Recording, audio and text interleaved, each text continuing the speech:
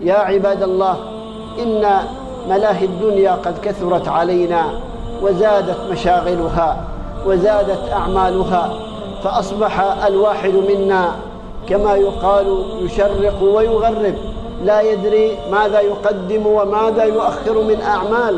شغلتنا الدنيا عن صلواتنا، شغلتنا الدنيا عن حقوق أهلنا والجلوس مع أولادنا، شغلتنا الدنيا عن زيارة إخواننا وأقاربنا وأرحامنا، شغلتنا الدنيا عن كثير من الأمور المباركة الطيبة، والنتيجة معروفة. تباعدت القلوب وقست النفوس وشاعت بدل المحبة الكراهية، وتقطعت الأواصر، وصار عقوق الوالدين بالمجان، ولهت الناس هذه الدنيا فأصبحوا يتمارون فيها: أين فلان وأين فلان وأين فلان؟ كان هنا معنا يصلي، وكان هناك معنا يبيع في السوق، وكان هناك معنا يلعب ويلهو، ولكنه رحل منذ سنوات. فماذا قدم لآخرته؟ وماذا قدمنا؟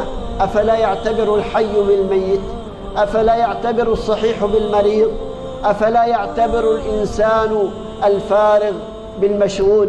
فعلينا أن نستعد للقاء الله بالفرص، أن نهتبل هذه الفرص، كما قال صلى الله عليه وسلم: نعمتان مغبون فيهما كثير من الناس، الصحة والفراغ. صحة، الإنسان يركض هنا وهناك، لم يبق مكانا إلا زاره، ولا محلا إلا اشترى منه، وركض، لكنه لم يركض كثيرا إلى بيوت الله للصلاة، لكنه لم يسرع لزيارة أرحامه وأداء الحقوق التي عليه. فبماذا يلاقي الله؟ الفراغ نعمة يا شباب، وكذلك الصحة. انظروا المستشفيات، انظروا الناس الآن ابتليت بأمراض السكري والضغط وأمراض الشرايين والقلب، وابتليت الناس بأمور كثيرة من الأمراض بسبب ذهاب الصحة وعدم البركة. فما حصل للناس؟ أفلا نعتبر الصحة تاج على رؤوس الأصحاء؟ نغتنم، اركع لله ركعتين، تصدق، اعمل الصالحات، زر أرحامك، زر جيرانك، تواصل مع الناس، اعمل الخير، سارع في المعروف ما دمت صحيحا.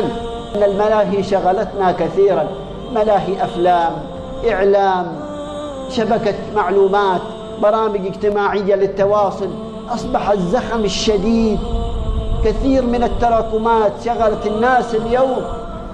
يجلس الواحد مع الهاتف، عينه في الهاتف صباح مساء، وهو تحت الفراش والهاتف في عينه، ويقوم في الفراش أول ما يتصبح قبل أن يقول أصبحنا وأصبح الملك لله ينظر إلى الهاتف. شغلتنا الدنيا كثيرا. فإذا علينا أن نرجع علاقاتنا الاجتماعية ومحبتنا الأخوية والتآلف والتقارب، هذه كنوز نحن فقدناها. فما الذي نتج؟